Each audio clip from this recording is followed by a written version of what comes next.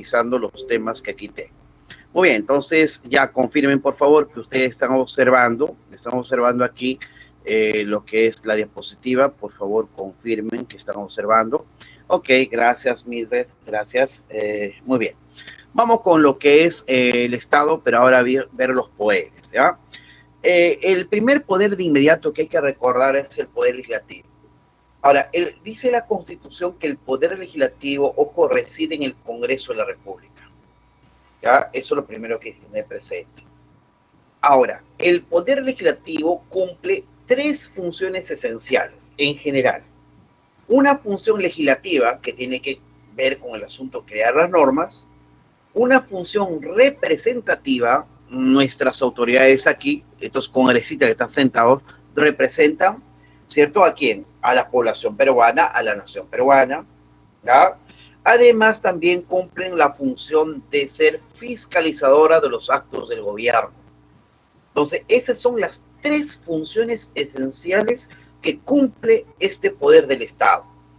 Ahora, claro que en esa situación del cumplimiento de esas tres funciones, vamos a ver varias cositas, ¿no? Que está dentro de lo que es la competencia, esas atribuciones que tiene el Congreso de la República, ¿no? Una vez se hizo una pregunta así, por ejemplo, decía, el Congreso de la República va a interpelar a un ministro de Estado.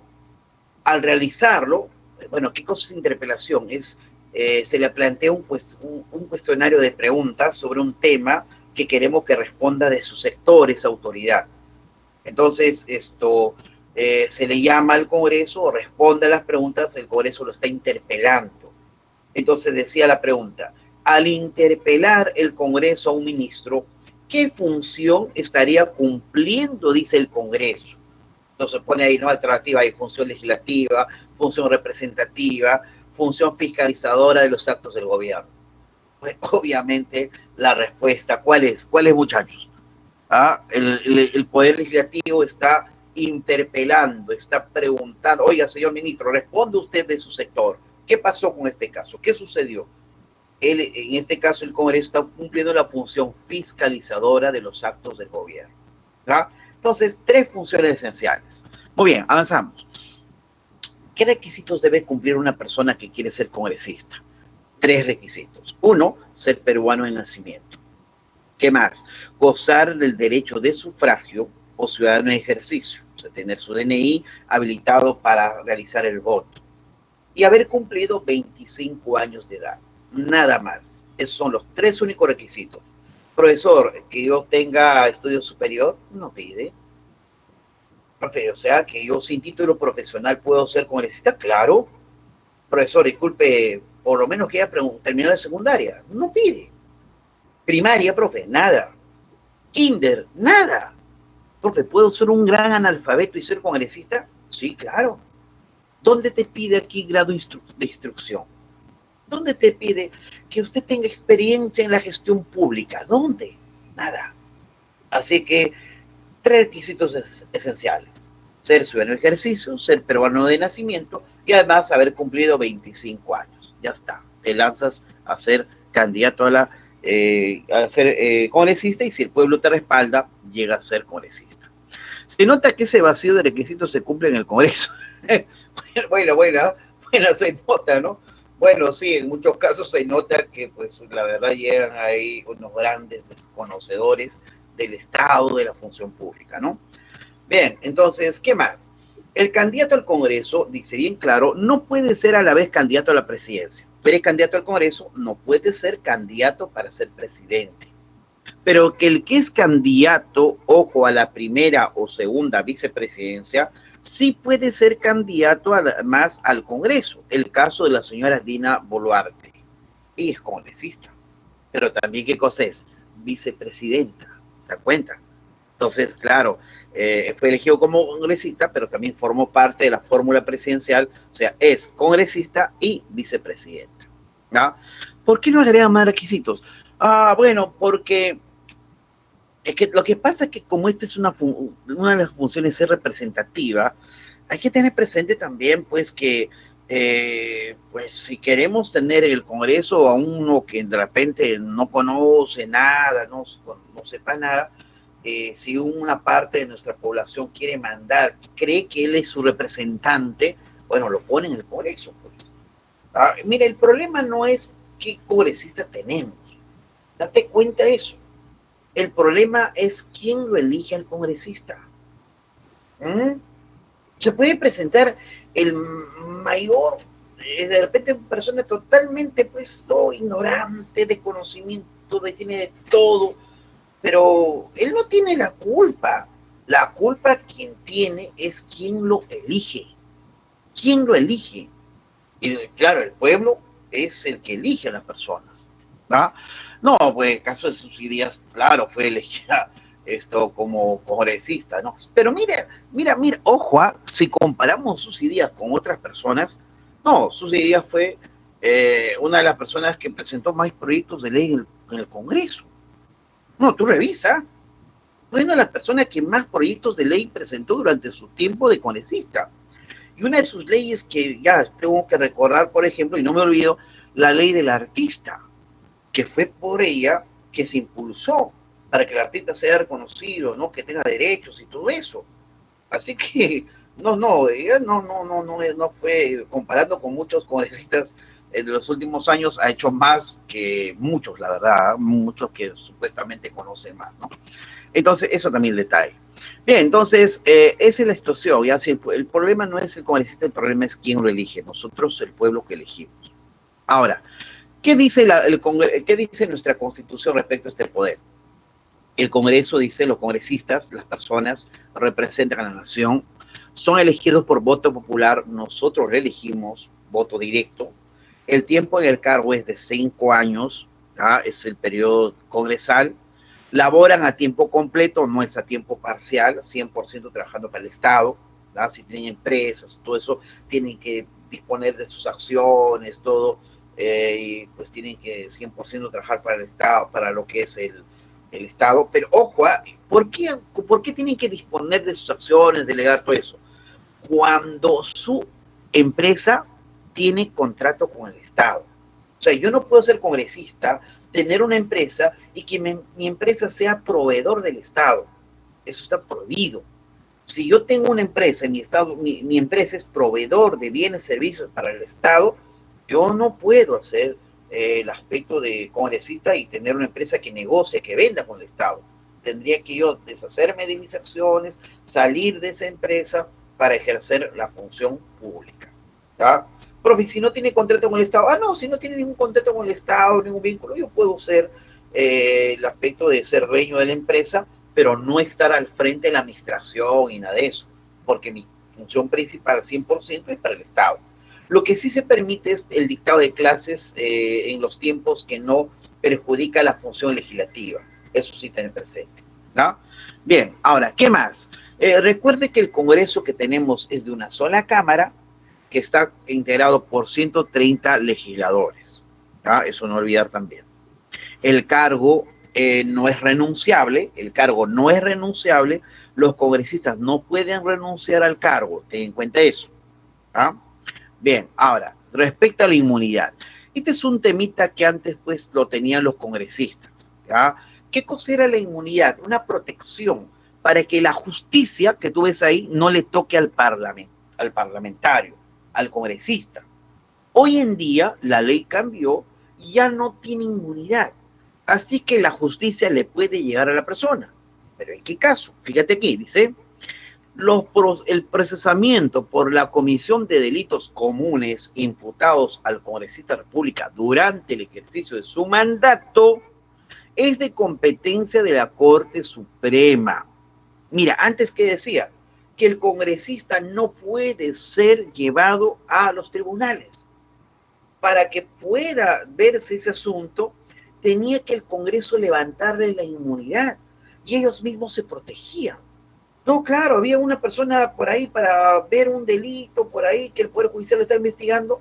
Como el Congreso no le levantaba la inmunidad, quedaba protegido y la justicia no le alcanzaba. O sea, iban a la impunidad, ¿no? A no ser sancionados. Pero hoy en día no. Dice bien claro, por los delitos comunes que vayan a cometer, quien lo decide es la Corte Suprema de Justicia. Así que ya no puede decir, no, yo no me voy a enfrentar a la justicia. En el caso de la comisión de delitos, antes de asumir el mandato, ojo, cualquier juez ordinario puede pedir a ese señor congresista que concurra a dicho proceso. Ya no necesariamente la Corte Suprema, que es la instancia, ¿no? Mayor del Poder Judicial. No, ya no necesita. Simplemente, si el delito fue cometido antes de que él pueda ocupar el cargo de congresista, el juez que está viendo el caso puede llamar a ese congresista y él tiene que concurrir. ¿Ah? Bien, ¿por qué tiene que ser tanto congresistas? No, somos poquito, va bien. Antes teníamos doble congreso, o sea, teníamos doble congreso, mejor dicho, cambio, borro así. Antes teníamos dos cámaras, senadores y diputados. Teníamos senadores 60 y 180 diputados. En total, congresistas 240. 240, eso sí, era mucho. Bueno, eso fue el argumento justamente cuando se hizo la Constitución del 93 para hacer de una sola Cámara, para hacer solamente con 120 congresistas. Posteriormente, ya en el año 2010, se agregó 10 más. Por eso es que ahora tenemos 130. Y se decía justamente, ¿por qué muchos congresistas? 240 es demasiado. Una sola Cámara suficiente. Pero todos nos hemos dado cuenta que el Congreso funciona mejor con dos cámaras. Debería, ¿no?, hacerse pues los procedimientos para reformar la Constitución y agregar a un Congreso bicameral, Cámara de Senadores, Cámara de Diputados. ¿Por qué? Porque las leyes salen de mejor calidad.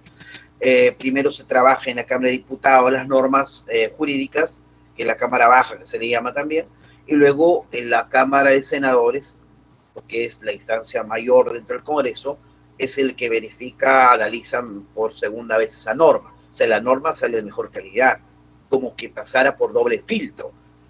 Varias leyes se ha dado el Congreso y luego va a tener que retroceder porque se equivocaba. Ha pasado, por ejemplo, con la ley del trabajo de los jóvenes, llamada la ley Pulpín, por ejemplo, ¿no?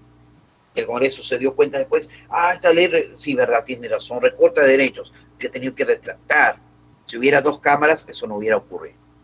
Bien, entonces, eso respecto a la inmunidad. Ahora, ¿qué más? Atribuciones. ¿Qué hace el Congreso? ¿Te acuerdas de este señor? Este señor Bejar. ¿No? ¿Te acuerdas de este señor que estaba como canciller terrible, pues, ¿no?, en este gobierno? Pero lo que sé es que las cámaras de diputados y cámaras de senadores se pasaban leyes como una pelota sin que ninguno de ellos. Es verdad también que no necesariamente es que las leyes se salgan fluidamente. Lo que pasa es que a veces el Ejecutivo, el diputados mandaba a los senadores decía, oye, esta ley está mal, pues no, esta parte de observaciones, ya trabajan lo mejor, les podía el diputado. Diputados mejoraba algo, o de repente no hacía todos los cambios, pasaban en los senadores. Y senadores decía, oye, esta ley está mal, pues no. Entonces a veces demoraba eso, sí, pero el resultado se ha visto bien claro, funciona mejor con dos cámaras. Bien, ahora, funciones y atribuciones del Congreso, artículo 102 de la Constitución. ¿Qué dice? Dice, dar, interpretar, modificar, derogar las normas. El Estado, el Poder Legislativo principalmente es esto, crear leyes, interpretar las leyes, modificar las leyes y derogar aquellas que ya no deben existir. Velar por el respeto de la Constitución y las leyes. Aprobar los tratados no conforme a lo que señala la Constitución.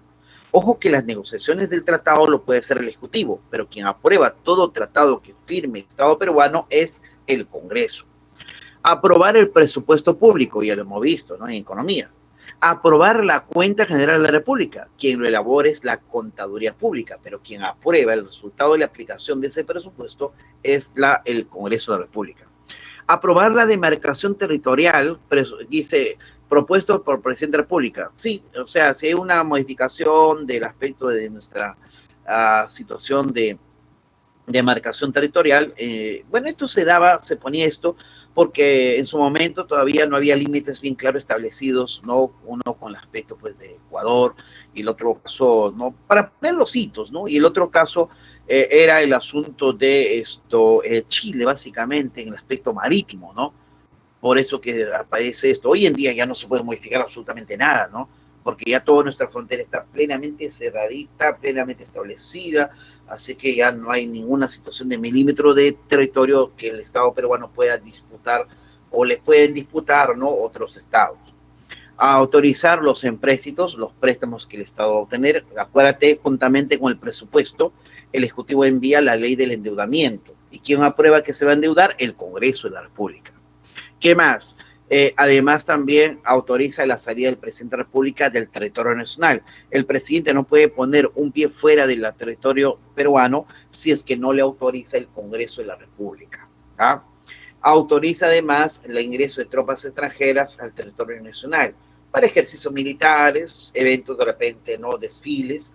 A veces vienen pues militares de otros estados, pero no pueden venir así por así.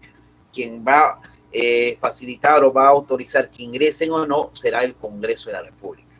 Y además el Congreso lo que hace es otorgar la amnistía, que la amnistía, el perdón, el olvido de la sanción penitenciaria a una persona que generalmente es por cuestiones políticas, es decir, ha sido llevado a prisión por sus ideas, más no por una comisión de un delito, ¿no? De concreto que haya hecho, es simplemente por ideas, pensamientos. Entonces, no se puede perseguir a alguien por pensamiento, por ideas, está prohibido.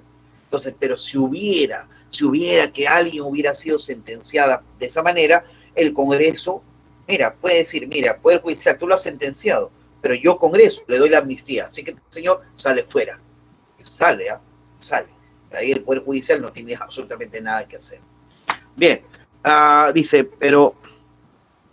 ya, no, ninguna pregunta. Sigamos.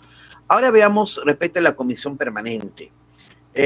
La comisión permanente es una parte del órgano de lo que funciona el Congreso de la República. Esta comisión funciona durante todo el año, por eso dice función permanente. Algunos creen que funciona en las etapas del receso parlamentario. Lo que pasa, mire, ojo, la primera legislatura del Congreso, el primer periodo de trabajo congresal, empieza el 27 de julio y se va hasta la quincena de diciembre. Luego viene el famoso receso parlamentario. Y luego de ese receso viene nuevamente la segunda legislatura, o sea, el segundo periodo de trabajo del Congreso, que va del 1 de marzo a la quincena de junio. ¿Ya? Entonces, alguien por ahí de repente puede publicar o entender, ¿no? O decirle por ahí que en la comisión permanente, este órgano del Congreso, funciona cuando todos los demás congresistas están en receso. No, no es así. Funciona siempre. ¿Verdad? Entonces, este es un órgano del Congreso que funciona constantemente. Dice comisión permanente por ello. ¿Verdad? Ahora, ¿cómo está conformado? Máximo por el 25% del número total de congresistas. Y cada grupo parlamentario tiene su representación proporcional de sus miembros a lo que tiene en el pleno. O sea, si un partido tiene en el pleno los 130, en el Congreso mayoría, en la comisión permanente también tiene mayoría. ¿Quién dirige a esta comisión permanente? El presidente del Congreso. ¿Tá? Ahora, ¿cuáles son las funciones de esta comisión permanente? Uno, ratificar al presidente del Banco Central de Reserva. Ratificar además al superintendente de Banca Seguros y designar al Contralor General de la República. Ahora, dice la ley que cumple funciones legislativas cuando el Congreso está en receso. O sea, cuando pues, una buena parte del Congreso se va a su descanso, quien se encarga de hacer leyes es la comisión permanente. Pero en temas, hay ciertos temas que no puede hacer él. Por ejemplo, la comisión permanente no puede dedicarse a los asuntos de modificación de la Constitución, no puede ver sobre aspectos, pues, de repente, de aspectos por ejemplo, la modificatoria o no, sobre aspectos presupuestarios. No, eso no le compete. En los asuntos que le compete, ya donde ahí puede hacer leyes, pero en funciones propias de todos los 130, ahí no se mete la comisión permanente. ¿Ya? Bien, ahora ojo que esos periodos legislativos se pueden ampliar. Ahorita el Congreso debería estar en receso parlamentario, pero este Congreso ha dicho, oye, hay cosas que hacer, ¿no? Que trabajar. Y por acuerdo de los líderes de los partidos políticos, se ha establecido de que se amplía la función ordinaria. Por eso el Congreso, tú ves todavía que está funcionando normal. Está funcionando normal. ¿Ya? Bien, avanzamos. ¿Qué más? Ahora, respecto a lo que es el Poder Ejecutivo. El Poder Ejecutivo, recuerda, está conformado principalmente por el asunto del presidente de la República y además también lo que es el aspecto del Consejo de Ministros. Ahora, uno de los temas importantes que hay que recordar para el examen respecto a la vacancia presidencial, que se habla mucho, ¿cierto? Entonces, ¿qué cosa es vacancia? Vacancia libre, pues, ¿no? Como, así como tú dices, oye, ¿cuántas vacantes hay para ingeniería de sistemas? Hoy hay 25 vacantes, o sea, puestos disponibles, libres para ocuparlo, ¿no? Entonces, cuando hablamos aquí vacancia presidencial, o sea, queda libre, ¿no? De el cargo, no hay la autoridad. Ahora, ¿por qué razón, por qué motivo señala nuestra Constitución que la figura, el cargo de presidente queda libre? Quedamos sin presidente. ¿Cuándo ocurre esto? La Constitución dice cuando muere el presidente. ¿Qué más? Cuando hay una incapacidad física permanente, ¿verdad? O también cuando el Congreso establece una incapacidad moral permanente, una incapacidad física permanente o una incapacidad moral permanente. La incapacidad que no sea permanente, de corto periodo, no genera vacancia. Por decir, el presidente está mal por una situación de, algo que es breve, operable, rápido. A ver, ¿cómo se llama esto? Inflamación de los riñones, apendicitis, se llama, correcto. Apendicitis, uy, el presidente fue trasladado urgente a una operación por apendicitis, listo. Bueno, ¿cuánto quedó? De repente una semanita en descanso, tratamiento, todo eso. En ese lapso de tiempo, ¿qué puede hacer el Congreso? Puede simplemente establecer, ¿no?, la suspensión del cargo de presidente. No está vacándolo, lo está suspendiendo por una incapacidad temporal. Pero si la incapacidad es ya permanente, no, el presidente está muy grave. Está muy mal y es imposible que pueda ejercer su función con esa enfermedad. Entonces el Congreso, ¿qué puede declarar? El Congreso, vista, ¿no?, el informe médico, no es porque también el Congreso así por así lo va a establecer, sino previo un informe médico, va a entender que la situación es grave del presidente y pues más que ejercer el cargo, que cuide su salud el presidente, ¿no? Entonces se le vaca en el cargo. Ahora, por la incapacidad moral, esto es lo que genera muchas situaciones de posibles interpretaciones, ¿no? Porque dice incapacidad moral. ¿A qué se refiere eso? ¿A qué se refiere esto de incapacidad moral? ¿Quién determina quién es moral, cuál es moral o no moral? Entonces, esto tendría que aclararse mucho, porque esto ofrece posibilidades para que el Congreso pueda iniciar la vacancia presidencial. Por ejemplo, imagínate, ¿no? Inmoral puede ser que el presidente de la República por ahí, ¿no?, de repente tiene una hija que no reconoce, además de eso, de repente, ¿no?, que haya, pues, ¿no?, influenciado en la designación, ¿no?, de ciertos cargos militares, el mismo a dedo, pues, alguien puede decir, es inmoral, es inmoral. Entonces, ahí hay todavía discusiones. A unos dicen que se puso eso de la incapacidad moral cuando la persona pierde la capacidad de razonamiento, pensamiento. Esto tendría que aclararnos el tribunal, porque así como está, hay muchas posibilidades, más argumentos para que el Congreso pueda vacar al presidente. Sí, exacto, eso es lo que se decía, pero para demencia, para dificultad de pensamiento, eso es lo que a uno dicen, esa es la razón por la cual se puso, pero cuando dice moral, no es pues algo muy puntual en esa situación del deterioro mental, ¿no?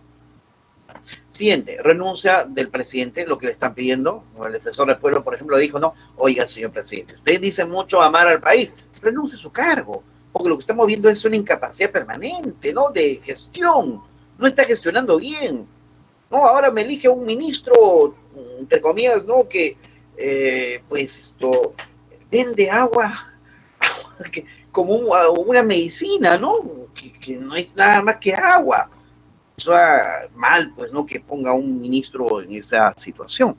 Entonces, no, tiene que renunciar, dicen algunos ahí.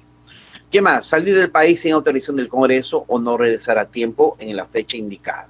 Todo esto motivo de causa de vacancia. Si se llegara a vacar al presidente, ¿quién asume el cargo? El vicepresidente. En este caso, la señora Vina, ¿no? Ahora, como no hay un segundo vicepresidente, no hay, solamente tenemos un vicepresidente. ¿Por qué no hay dos? porque en la plancha presidencial era también candidato a la vicepresidencia el señor Cerrón, que el jurado lo sacó por tener condena por asuntos de corrupción. Por eso solamente hay una vicepresidenta. Ahora, si no pudiera ejercer el cargo la vicepresidenta, será el presidente del Congreso. Eso dice la ley. Pero ojo, si la señora Dina ocupa el puesto de presidente, la señora Dina completa el tiempo que le falta de gobernar al señor Castillo. No es que Dina va a tener 5 años. ¿Ah? Ahora, si el presidente del Congreso asume la función por X motivo que la señora Dina no ejerza o renuncie, ¿ah? En ese caso, el presidente del Congreso asume la presidencia, pero convoca elecciones inmediatas.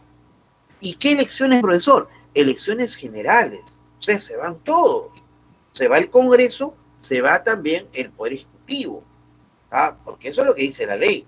A unos congresistas quieren malinterpretar la ley y dicen, no, solamente sería elegir un nuevo presidente y nosotros nos quedamos en el Congreso. ¿Qué tal, no? No quieren dejar el sueldito, pues, ¿no? De más de 15,000 soles. Pero la ley bien claro, ¿no? Entender que si el presidente del Congreso asume la función de presidente de la República, pues tiene que, obviamente, llamar a nuevas elecciones. Eso es lo que dice la ley. Bien, avanzamos. ¿Qué más? ¿Qué atribuciones tiene el presidente de la República? Artículo 118 de la Constitución. Cumplir y hacer cumplir la Constitución y las leyes. Cumplir y hacer cumplir las sentencias del Jurado Nacional de Elecciones. Cumplir y hacer cumplir las sentencias de los órganos jurisdiccionales. Es decir, mira, aquí lo que el presidente tiene que respetar lo que diga el jurado. En cualquier situación de proceso electoral, lo que dice el jurado, quién ganó, quién perdió la elección, tiene que cumplir el presidente. Y además el presidente, así no esté de acuerdo con las sentencias del Poder Judicial, las tiene que cumplir y hacerlas cumplir. Además, el presidente representa al Estado peruano dentro del país y fuera del país también. Velar por el orden interno y la seguridad externa. Y además dirigir la política general de gobierno. Dirigir la política general de gobierno. El ministro de Economía que ha salido hace poco dice, bueno, lo que pasa es que el señor presidente no entiende mucho, ¿no? De economía. Es muy básico, muy elemental, ¿no? Y se deja influenciar. Bueno, pues entonces, por eso, para que esté en el cargo, por lo menos tiene que tener capacidad de gestionar. De hecho, que el presidente, pues, no va a saber. El detalle es esto, mire. El presidente de la República podría tener, de repente, ser abogado, pero de conocer, puede conocer economía, puede conocer la situación de salud, todo eso. El detalle está en que la autoridad tiene que saber gestionar, saber tomar decisiones y escuchar a las personas que más saben del tema, que es, pues, obviamente, ¿no? Y tener criterio, ¿no? Algo que no se da en ninguna, no se entrega así por así, a pesar que tú estudias una carrera, todo eso. Mira, el criterio es algo que cada persona tiene según su experiencia, según lo que puede también tener capacidad de análisis del tema. Ya eso mucho depende de cada quien. Algunos que no tienen nada de criterio, toman decisiones equivocadas. Y la verdad, esta situación, ¿no? No sé por qué el presidente de la República siempre en su gabinete alguien tiene alguna dificultad. No sé, no filtra bien. ¿Qué le pasa, no? Bueno, pero así la cosa. Bien, avanzamos. Además, el presidente de la República, profesor, el presidente tiene un plazo para que pueda aceptar la ley de los congresistas, o tiene, perdón. El presidente tiene un plazo para que pueda aceptar. A ver, te explico. Una vez que la ley lo hace el Congreso de la República, la ley es emitida, la autógrafa se dice de ley, al Poder Ejecutivo. ¿Para qué? Para que promulgue.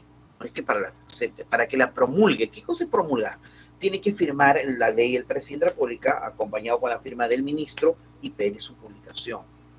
¿Hay un tiempo para que haga el presidente? Sí, que es de 15 días.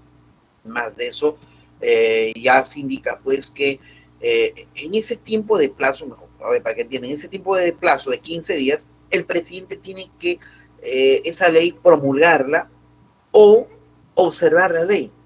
Porque el presidente de la República no es que toda la ley que le llega a su despacho del Congreso ya tiene que firmarla, ya que se aplique. No, el presidente también puede decir, oye, esta ley está mal, Congreso, ¿ah? Esta ley no lo voy a promulgar, así que te lo devuelvo, trabaje lo mejor.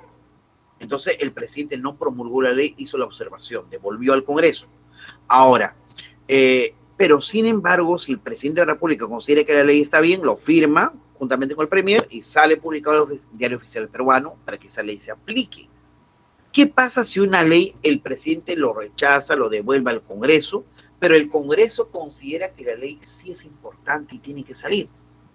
En ese caso, por insistencia, el presidente del Congreso puede promulgar la ley. Así que el Congreso puede sacar una ley a pesar que el presidente no quiera promulgarlo. Bien, siguiente. Dirigir la política exterior, celebrar, negociar, ratificar tratados, dirigir mensaje al Congreso al inicio de la legislación ordinaria. Por eso es que en fiestas patrias, ¿no?, que el 27 de julio es el inicio de la primera legislatura, el 28 de julio asiste el presidente de la República a dar su mensaje, ¿no? Por eso siempre existe esta situación. Y también da un mensaje a la nación, no solamente el 28 de julio, sino cuando él lo estime pertinente, en cualquier momento, en cualquier momento. El presidente de la República reglamenta la ley. La ley lo hace el Congreso. El reglamento, para poderse aplicar esa ley, lo hace el Poder Ejecutivo. Convoca a la legislatura extraordinaria. A ver, si el Congreso está en receso, si solamente están trabajando en la comisión permanente, y hay algo por ahí que se necesita urgentemente la presencia de todos los congresistas, el presidente de la República puede decir, oiga, congresos, por favor, urgente, legislatura extraordinaria, todos vuelvan al Congreso. Hay un tema a tratar. Entonces, el presidente de la República puede convocar. Esa legislatura extraordinaria, dice, máximo puede durar solamente 15 días, como máximo. Más de eso no puede hacerse. Además, el presidente de la República, ojo con esto, convoca elecciones, tanto nacionales, es decir, elección para presidente, elección congresista, para los gobiernos locales, regionales y todo eso.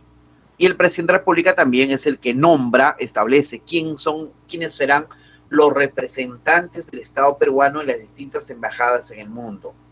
Y el presidente de la República es el que elige también quiénes son los ministros de Estado.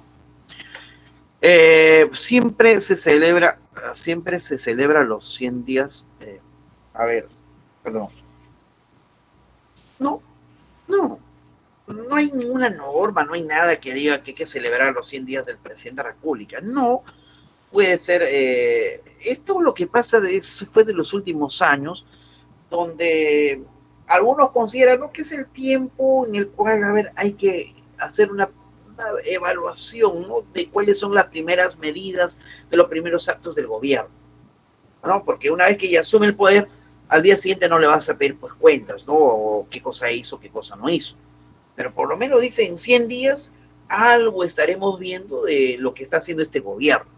Y por ahí, ¿no?, en 100 días, a veces el mismo gobierno da pues, ¿no?, un resumen de lo que está haciendo o no en su gestión.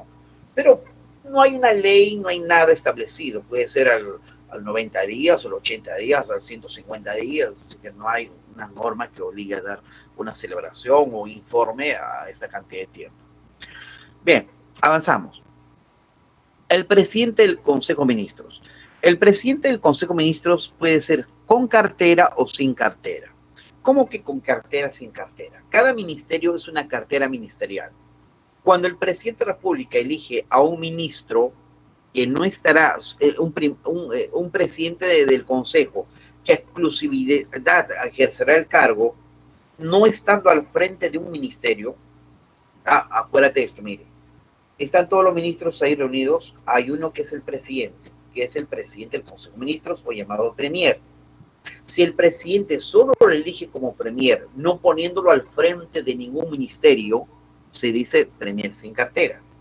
Pero cuando a la misma vez es Premier y ya está al frente de un ministerio, se llama Premier con cartera. En el gobierno de Alan García, por ejemplo, el ministro en ese entonces, Chan, era ministro de Educación y a la vez era Premier, o sea, era un Premier con cartera. Puede darse, sí, pero no estila, porque queremos pues que el Premier gestione y trabaje en conjunto con los demás y no esté preocupado por una cartera específica ministerial, ¿no? Ahora, ¿qué más? ¿Qué dice la Constitución respecto al Premier? Después de la voz del presidente es la voz válida del gobierno. Ojo, ¿ah? Entonces, ahorita en este momento que este señor, ahora que ha asumido lo que es el Premier, este abogado, ¿cómo se llama este señor? Se me fue el nombre. Esto es, o sea, la palabra válida después de Castillo es de su Premier, ¿no? En la primera conferencia que dio este señor Premier, dijo, no, por si acaso, mira, yo estoy de acuerdo con el aspecto del mercado, que vamos a hacer esto, otro. Esta palabra, esto no es algo simple de un ciudadano, ¿no? Es representante del gobierno. Así que todo lo que diga el Premier es lo que establece el gobierno, porque después de la palabra del presidente, la palabra oficial del gobierno en cualquier situación será del Premier. Ahora, ¿cuál es la función del Premier? Refrendar, o sea, firmar todo lo que es decretos legislativos, decretos de urgencia, ¿no? Toda iniciativa de ley que envía el Poder Ejecutivo al Congreso de la República. Y además su función es coordinar las funciones con los demás ministros. Esa es la función del Premier. Por eso tú has visto ahí en la primera conferencia, ¿no? ¿Ha visto la conferencia, no? Está el señor Premier y todos los ministros ahí, ¿no? Que previamente han tenido una coordinación de trabajo y todo eso. Bien, ahora, respecto a las atribuciones del Consejo, en general, es aprobar los proyectos de ley del presupuesto que envía el presidente al Congreso. Por ejemplo, el presupuesto. El presupuesto se discute, se analiza ahí, ¿no? Con todos los demás ministros y se somete a votación. Y se envía luego recién, previamente aprobado, ante el Congreso. También, por ejemplo, el asunto de, ¿cómo se llama? El mensaje a la nación. El primer mensaje a la nación es el único que no tiene aprobación del Consejo de Ministros porque cuando el presidente asume la función no existe gabinete todavía, no hay ministros, así que eso no tiene aprobación de gabinete. Pero todos los demás, luego, mensaje a la nación que el presidente dé, será con aprobación del Consejo de Ministros. El presidente no puede salir a hablar lo que gana, lo que él considera, sino lo que ya se ha previamente establecido, qué va a hablar, qué va a decir, ¿no? Y que los demás congresistas, que los ministros hayan votado indicando que pues respaldan esa palabra del presidente, ¿no? Además, aprueban los decretos legislativos, decreto de urgencia que emite el presidente de la República. Bien, ahora, respecto a lo que es el asunto del Congreso con el Ejecutivo, la relación, una vez juramentado el cargo, el Premier, que dice la ley, tiene que concurrir al Congreso a exponer las políticas de gestión, las políticas de gobierno. ¿Cuántos días tenemos? 3, 4 días tenemos del nuevo gabinete. Entonces tendrá 30 días de plazo. En esos 30 días, dentro de los 30 días, tendrá que concurrir al Congreso. ¿Para qué? Para exponer qué van a hacer, ¿no? Y pedir luego el voto de confianza. El Congreso tiene que votar. Si el Congreso vota diciendo que no a la confianza, hay algunos grupos que están diciendo que no por esta situación del ministro ¿cómo se llama?, de Salud, por el ministro también de Transporte y Comunicaciones, que tiene toda una situación criticable, ¿no?, de favorecer a empresas de transporte, pues esto no legales y todo eso, dicen que no le van a dar el voto, ¿no? Entonces, si todos al final votan, no le dan el voto de confianza, ¿qué tiene que pasar? Dentro de las 72 horas los ministros tienen que renunciar, todos, ¿ya? Entonces debe haber un nuevo gabinete. Si hay un nuevo gabinete, y nuevamente, ojo, mira, otro gabinete forma el presidente de la República y pone a lo más impresentables que puede haber en la sociedad y lo lleva al Congreso. Si el Congreso por segunda vez lo desaprueba, el presidente de la República puede cerrar el Parlamento. Porque, ojo, cuando el Congreso desaprueba a 2 gabinetes, a 2 ministerios, a 2 Consejo de Ministros, el presidente puede cerrar el Parlamento. No sé si de repente eso es lo que está buscando el señor presidente, no lo sé. Bien, eso es lo que se entiende. Bien, ahora veamos qué cosa es crisis total del gabinete. Cuando el Congreso censura o niega la confianza o renuncia o destituye al presidente, ojo, de lo que es el Consejo de Ministros. ¿Ah? Se genera, dice, por la censura, negación de la confianza, renuncia, destitución por el presidente de la República al presidente del Consejo de Ministros. Ojo, entonces, miren, cuando vuela la cabeza del premier, crisis de gabinete. Sea cuando él renuncia, sea cuando el Congreso le censura, o sea cuando el presidente de la República dice, oiga, premier, hasta aquí no va a quedar tu función, ¿qué cosa tenemos? Crisis total del gabinete. Bien, ahora vamos al Poder Judicial. El Poder Judicial es el poder del Estado encargado de administrar justicia. ¿Ya? Esa es su función. Y el Poder Judicial tiene una estructura que va de la parte más alta de la jerarquía hasta la parte más baja. Entonces la Corte Suprema está por encima de todas, ¿no? Luego viene Corte Superior, juzgados especiales y mixtos, juzgado de paz letrado y juzgado de paz. ¿Listo? Bien, entonces, ojo, el Poder Judicial, ¿cuál es la chamba, la función? Es básicamente establecer justicia en el país. Bien, tuvimos crisis cuando vacamos. No, a ver. Claro que hemos tenido crisis política, pero cuando hablamos aquí de la crisis del gabinete es otra cosa. La crisis del gabinete es otra cosa cuando se censura al premier, cuando el premier renuncia o cuando el presidente de la República pues dice hasta aquí nomás premier. ¿Ah? Esa es crisis total del gabinete. Bien, ahora avanzamos. Mire, a ver, la parte más alta del Poder Judicial, la Corte Suprema, está integrado por 18 vocales supremos, ¿ya? Se divide en 3 salas, la penal, la civil, la constitucional, y además tiene un presidente, y el presidente de la Corte Suprema es a la vez presidente de todo el Poder Judicial. Su cargo de este presidente del Poder Judicial es de 2 años y no hay reelección. ¿Ah? Muy bien, ahora, ¿qué cosa hace la Corte Suprema?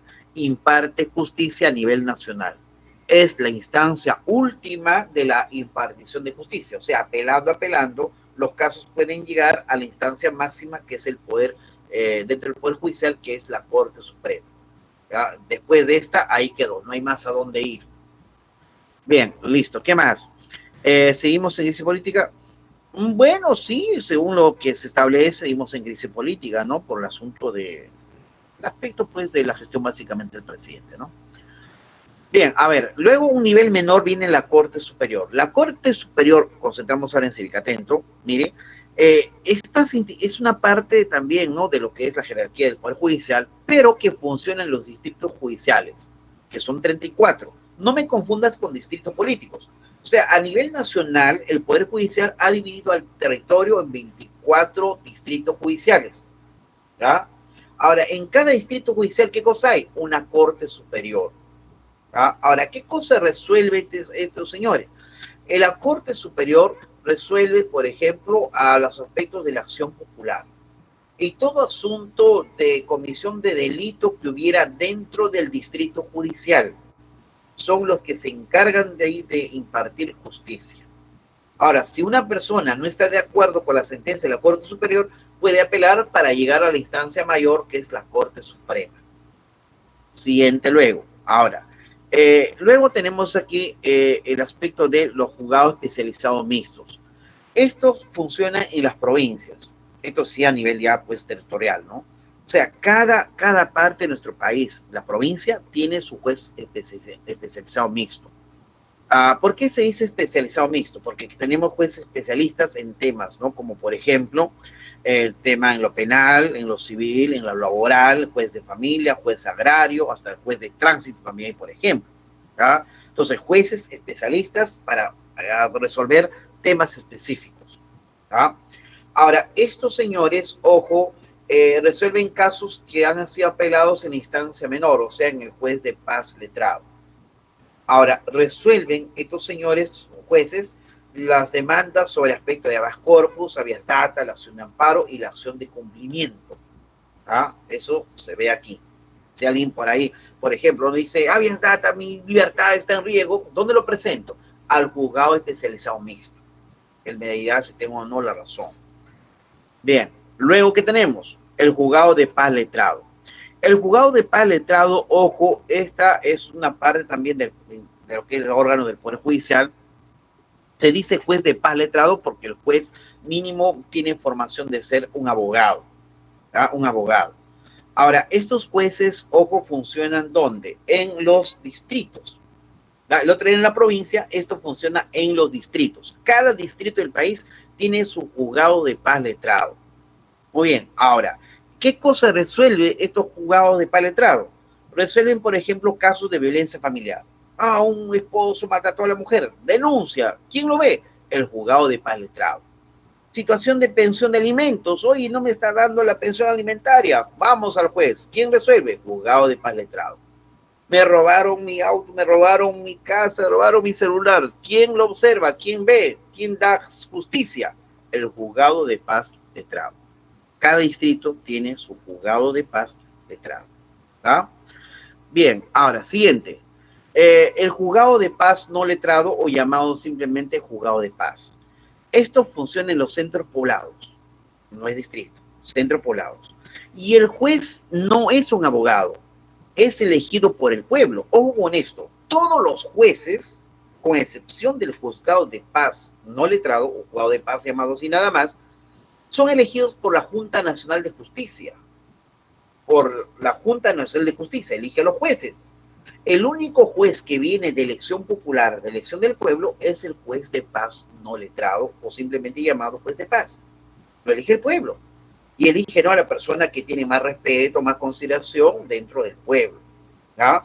Ahora, por eso que este juez, como no tiene conocimiento probablemente jurídico, pues su función no es la de sentenciar, no es una función pues de administrar justicia.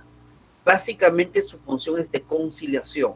Resuelve casos muy simples, generalmente son faltas, ¿no?, dentro de la población.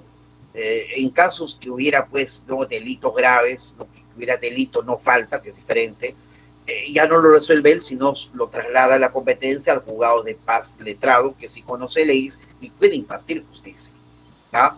Pero hay cositas que puede resolver, ¿no?, este juzgado, por ejemplo, la tenencia de los hijos, el régimen de visitas, el pago de las deudas, pensión de alimentos también, cuando los dos estén de acuerdo. Si los dos están de acuerdo, ¿ah? Eso. ¿Qué requisitos se pide para que sea juez? Ser, obviamente, peruano de nacimiento, ciudadano de ejercicio, haber cumplido 30 años y además tener una solvencia moral y no tener sentencia por un delito doloso, un delito con intención. ¿Ah? Eso es lo que se le exige. Bien, entonces ese es el juzgado de paz letrado. Ahora, a los principios jurisdiccionales. Aquí repito nada más. Un principio importante es la exclusividad, es decir, solo el Poder Judicial imparte justicia. ¿Ya? Hay otras instituciones que administran justicia, sí, pero en otros ámbitos. Por ejemplo, en el ámbito electoral es el Jurado Nacional de Elecciones. En los casos de delitos, otra cosa, es el Poder Judicial.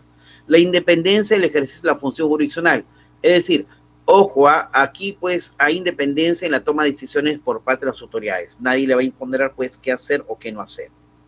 La observancia del debido proceso de la jurisdiccional, es decir, hay un procedimiento que seguir en una situación de juicio, es que el código procesal. No se puede hacer el juicio así, no como se la gana, primero se hace una cosa, luego otra cosa, no. Todo es un procedimiento que se debe de cumplir en cualquier proceso judicial.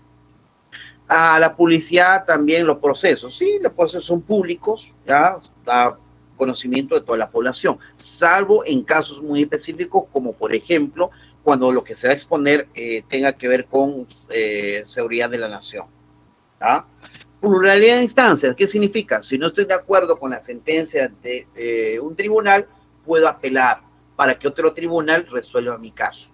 Hasta llegar a la instancia máxima, puedo apelar. Una vez que apelé en última instancia, ya no tengo a dónde ir, pues, ¿no? Pero puedo ir al extranjero, ya sería, pues, por ejemplo, a la Corte Interamericana, etc.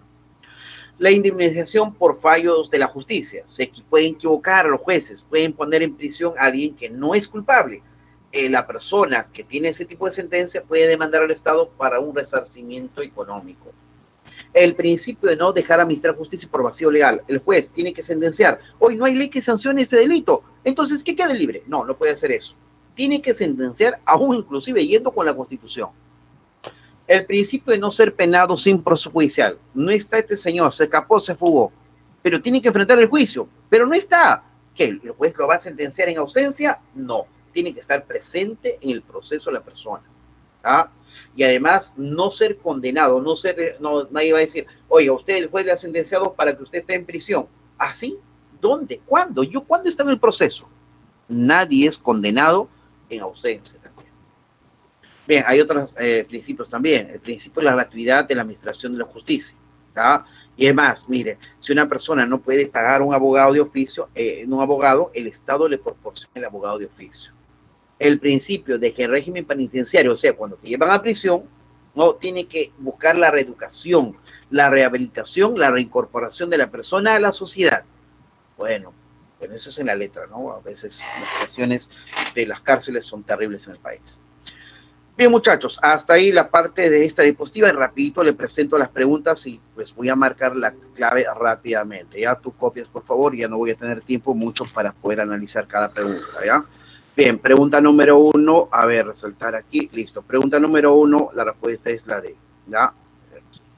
Pregunta número 2 es la B, Congreso de la República, ¿listo? Pregunta número 3, la respuesta es la C, ¿ya? Pregunta 4, la respuesta es la B. Pregunta 4, la respuesta es la B. Pregunta 5, la respuesta dice diferencia A, es el equilibrio de los poderes. Listo, pregunta 6, la respuesta es la D. Perdón, aquí tengo error, vamos a borrar esto, ya está, dije que era, ahora sí. Pregunta 6, la respuesta es la D. Listo, pregunta 7, la respuesta es la D también. Que defiende, este hemos visto la semana pasada. La 8, ¿cuál es la clave aquí? Verdadero, verdadero, verdadero. O sea, todas son verdaderas, la respuesta es la A. La número 9, la respuesta es la A. Rebelión, sedición, cuando alguien toma el poder sin que el pueblo le ha otorgado. La pregunta 9, sí, 9 la número 10, democracia independiente soberana, es lo que indiqué inclusive al inicio de nuestra clase, ¿no? Características de la República Peruana, que lo hemos visto también la semana pasada. Siguiente, 11, la respuesta es verdadero, falso, la respuesta es, a ver, la 11, verdadero, verdadero. Aquí sería la D, solamente falsa esta de aquí. La cantidad de miembros de la Comisión Permanente dice no excede 35, es 25, no es 35, eso es falso, ¿no? La pregunta número 12, la respuesta sería, a ver, el Tribunal Constitucional, ¿ya? Encarga de designar, dice, a raíz de la denuncia periodística que ha descubierto la participación del Contralor de la República en una compleja red de integración, ya. Se propone un gran escándalo, etc. ¿Qué instancia del Estado es la encargada de designar al nuevo Contralor? La Comisión Permanente del Congreso, respuesta es la D. ¿Listo? Muy bien, muchachos, hasta ahí los temas, gracias, muy amable, y sí, en breve le coloco las diapositivas, tanto del de economía, está, falta decirlo nomás. Listo, cuídense, buenas tardes, hasta la siguiente semana.